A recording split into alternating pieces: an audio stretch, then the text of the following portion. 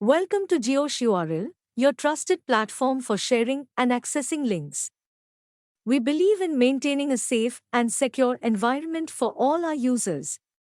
If you ever come across a JioSh URL that appears suspicious or violates our guidelines, here is how you can report it using the Abuse Report feature. First, open your web browser and visit the JioSh URL platform. Once you are there, you will notice an option labeled Abuse Report. Click on this option to start the reporting process. A new window will open, allowing you to submit your abuse report. In this window, you'll be prompted to provide specific details about the link you are reporting. Next, choose the appropriate category that best describes the issue with the link you are reporting. You can select from several options, including spam, phishing, malicious, suspicious, porn, DCMA, or simply other. Make sure to accurately select the category that matches the nature of the issue. In the provided text box, enter the suspicious JioSh URL's short link that you're reporting. Please double-check that you are entering a JioSh URL's short link and not any other link. After entering the suspicious link and selecting the appropriate category,